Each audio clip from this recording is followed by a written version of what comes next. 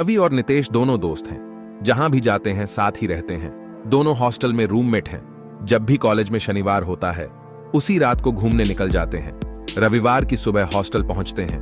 Warden को रिश्वत देकर निकल जाते हैं। आज शनिवार है, शाम के 7 बजे हैं। रवि और नितेश दोनों हॉस्टल से निकलने की कोशिश कर रहे हैं।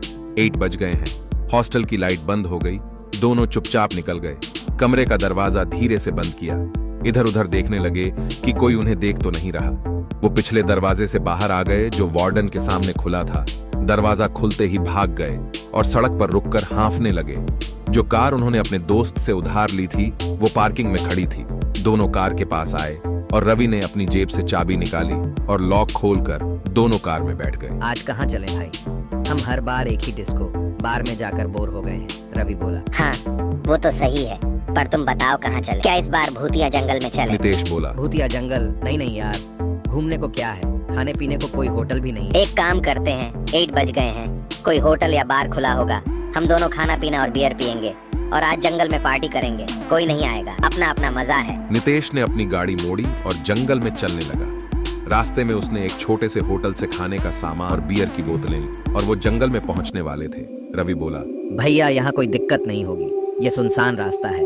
नितेश बोला, तुम भी मेरे साथ हो, टेंशन क्यों लेते हो? गाड़ी जंगल में पहुंची। दोनों उठे और खाने का सामान गाड़ी में उतार दिया और गाड़ी लॉक कर दी।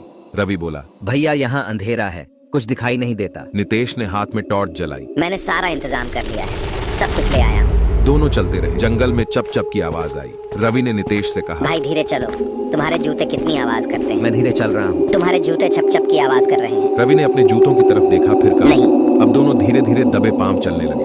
चप चप चप पप पप, फिर एक आवाज आई। दोनों ने एक दूसरे की तरफ देखा। अरे ये तो बिल्ली होगी, डर क्यों रहे हो? नितेश ने रवि से कहा। थोड़ा आगे जाकर नितेश बोला, ये सही जगह है। उसने थोड़ी जगह साफ की और सामान रखा। दोनों बैठ गए। अचानक एक डरावनी आवाज आई। सुनसान जंगल में फुफकारने की आवाजें आने लगी। दोनों दोस्त मस्ती से बातें करते हुए खाना खा रहे थे। टॉर्च की लाइट अचानक बंद हुई, फिर चालू हुई। धीरे धीरे झपकने की आवाजें आने लगी। रवि ने हाथ से थोड़ा दबाया और टॉर्च फिर चालू हो गई। रवि बोला, नितेश यार चलो, यहाँ अजीब अजीब चीजें हो रही हैं, मुझे डर लग रहा है। ना हवा के जंगल में पेड़ों के पत्ते अपने आप हिलने लगे। सुनसान जंगल में डरावनी आवाजें आ रही थी, जैसे कोई जंगली सियार हो। अब आसमान में लगातार चमगादड़ उड़ने लगे। उनकी आवाज इतनी डरावनी लगने लगी थी कि दोनों ने अपने कान बंद कर लिए। रवि बोला, ये जंगल भूतिया है। मैंने कई लोगों से सुना है कि हमें यहाँ नहीं आना चाहिए था। हाँ वो सही कह रहा है, अब मुझे भी डर लग रहा है। चलो यहाँ से चलते हैं। नितेश बोला। नितेश और रवि दोनों जल्दी जल्दी अपना सामान समेटने लगे और उसे उठाकर चलने लगे। अचानक तेज हवा का झोंका आया और नितेश का हाथ झटका और टॉर्च नीचे गिर गया। जैसे ही नितेश टॉर्च उठाने लगा उसे रवि दिखाई नहीं दिया। उसने रवि को आवाज लगाई। से ही उसने गर्दन घुमाई। उसके सामने एक डरावना चेहरा दिखाई दिया। वो चिल्लाया। जैसे ही उसने टॉर्च जलाई उसे कोई दिखाई नहीं दे रहा था। अब नितेश जल्दी जल्दी रवि को ढूंढने लगा। उसने आगे जाकर रवि को देखा। तुम क्या कर रहे हो?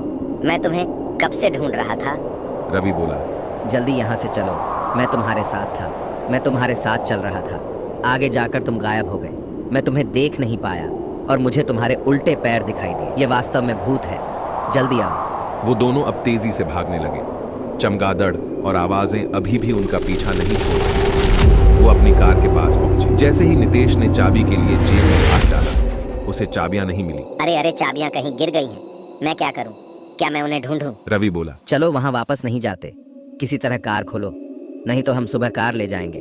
पहले अपनी जान बचाओ। नितेश ने गाड़ी खोलने की कोशिश की पर वो लॉक थी। चलो पैदल चलते हैं वहां तक। सारा सामान वहीं छोड़ दिया और दोनों सिर्फ टॉर्च लेकर चल पड़े।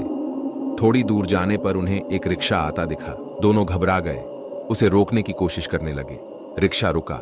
दोनों बिना देर किए उसमें बैठ गए।